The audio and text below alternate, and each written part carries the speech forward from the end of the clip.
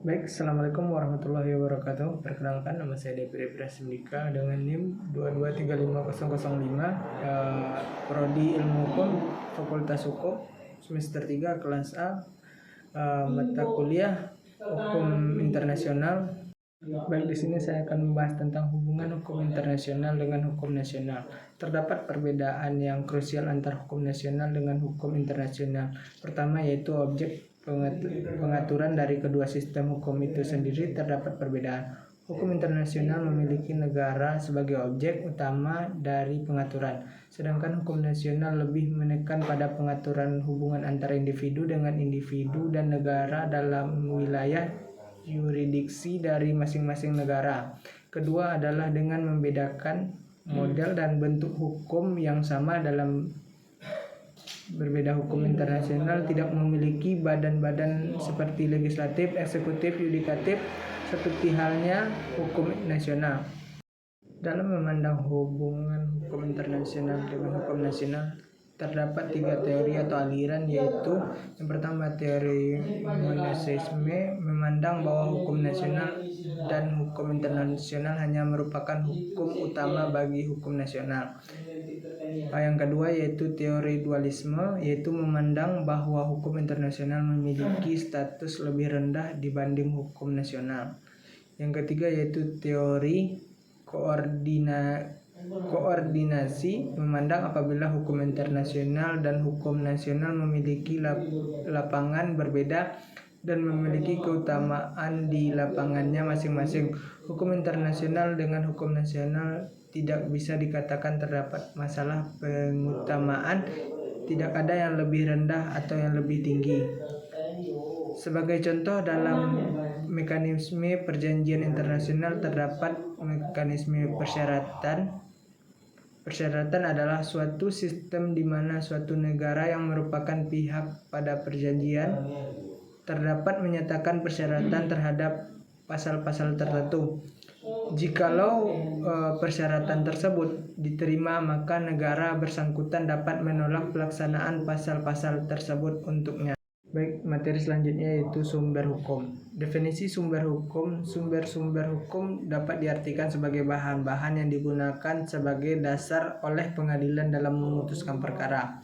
Kata sumber hukum sering digunakan dalam beberapa artian. Yang pertama yaitu sebagai asas hukum, sebagai sesuatu yang merupakan permulaan hukum, misalnya kehendak Tuhan, akal manusia, jiwa bangsa, dan sebagainya. Yang kedua, menunjukkan hukum terdahulu yang memberi bahan-bahan kepada hukum yang sekarang berlaku, misalnya hukum Prancis dan hukum Romawi.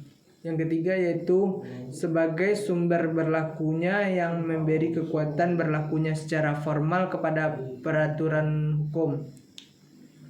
Yang keempat yaitu sebagai sumber dari mana kita dapat mengenal hukum, misalnya dokumen, undang-undang, lontar, batu bertulis, dan sebagainya. Yang kelima yaitu sebagai sumber terjadinya hukum, sumber yang menimbulkan hukum. Selanjutnya jenis-jenis sumber hukum. Beberapa ahli membagi sumber hukum yang masing-masing bisa membedakan antaranya. Satu yaitu menurut Van Apeldoorn membedakan 4 macam sumber hukum, yaitu sumber hukum dapat diartikan secara historis, sumber hukum dalam artian teologis, sumber hukum dalam artian filosof, sumber hukum dalam arti formil. Menurut Ahmad Sonesi, berbagai sumber hukum dikelompokkan menjadi 2, yaitu sumber hukum normal terbagi menjadi sumber hukum langsung atas pengakuan undang-undang. Yang kedua yaitu sumber hukum abnormal. Menurut Algra, membagi sumber hukum menjadi 2, yaitu sumber hukum material dan sumber hukum formil. Yang selanjutnya itu sumber hukum material, merupakan sumber hukum tempat dari mana materi hukum itu diambil. Sumber hukum material ini merupakan faktor yang membentuk pembentukan hukum, misalnya hubungan sosial, hubungan kekuatan politik, situasi sosial ekonomis, tradisi, hasil penelitian ilmiah, perkembangan internasional, keadaan geografis. Selanjutnya yaitu sumber hukum formil. Sumber hukum formil adalah sumber hukum yang ditinjau dari sebagai pembentukan dalam sumber hukum formal ini terdapat rumusan berbagai aturan yang merupakan dasar kekuatan mengikatnya peraturan agar ditaati masyarakat dan penegak hukum.